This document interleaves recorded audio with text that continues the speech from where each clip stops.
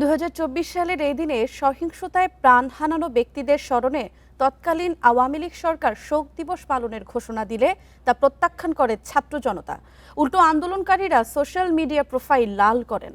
ঘোষণা আসে March for justice কর্মসূচির। এদিকে আন্দোলনকারীদের দেখামাত্র গুলির নির্দেশ ও আইন বহির্ভূত হত্যাকাণ্ড নিয়ে উদ্বেগ জানায় জাতিসংঘ ও ইউরোপীয় ইউনিয়ন।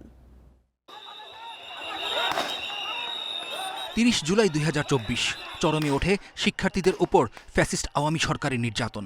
পুলিশি অ্যাকশনের পাশাপাশি আন্দোলন দমাতে মহানগর, জেলা থেকে ইউনিয়ন পর্যায়ে সন্ত্রাস ও নাশকতা প্রতিরোধ কমিটি গঠন করে ব্যবস্থা নিতে সংশ্লিষ্টদের কাছে চিঠি পাঠায় মন্ত্রিপরিষদ বিভাগ। কিন্তু সারা দেশে ছাত্র জনতার উপর গণহত্যা, গণগ্রেফতার, হামলা, মামলা, গুম খুনের প্রতিবাদে মার্চ ফর জাস্টিস কর্মসূচি ঘোষণা করে বৈষম্য বিরোধী ছাত্র আন্দোলন।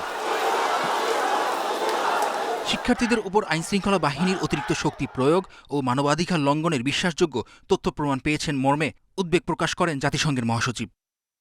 কোটা সংস্কার আন্দোলনকে ঘিরে সংঘর্ষে নিহত ব্যক্তিদের স্মরণে ফেসবুকে প্রোফাইল লাল করতে দলীয় কর্মীদের নির্দেশ দেন তৎকালীন বিএনপির ভারপ্রাপ্ত চেয়ারম্যান তারেক রহমান। লাল রঙের ফ্রেমে রাঙান অনেক শিক্ষক, সাংবাদিক, লেখক, শিক্ষার্থীসহ নানা শ্রেণী পেশার মানুষ। আওয়ামী লীগ করলো কি কালো, আমরা কি করলাম লাল। এই আইডিয়া কে দিয়েছিল? তারেক রহমান দিয়েছিল। ছাত্রদলের প্রেসিডেন্ট সেক্রেটারি আমাদের মাননীয় চেয়ারম্যান মহোদয়ের সাথে কথা বললেন যে ভাইয়া, তাহলে তো ওরা তো ওদের প্রোফাইল পিকচার কালো করতেছে, তাহলে আমরা কি করি? তখন উনি বলতে যে ওরা কালো করতেছে, তাহলে আমরা লাল করি, ওরা ওদের থেকে যে আমরা আলাদা সেটা আমরা প্রুভ করি।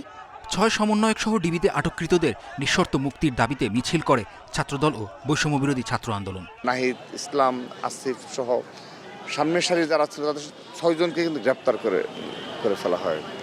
এবং তারপরে ২-৩ দিন পর থেকে যারা নতুনভাবে যেমন হান্নান মাসুদ, তারপর হলো সার্জিস আলমরা সহ আরও আব্দুল কাদের, তো যারা এই বৈষম্য বিরোধী ছাত্র আন্দোলনের এই ব্যানারটা টেনে নিয়ে গিয়েছে, তাদের সাথে আমাদের সবসময় সমন্বয় হয়েছে।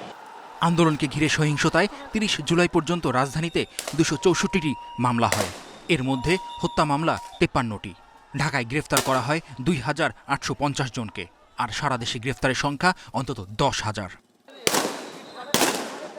শিকদার মেহেদী, ইন্ডিপেন্ডেন্ট নিউজ, ঢাকা।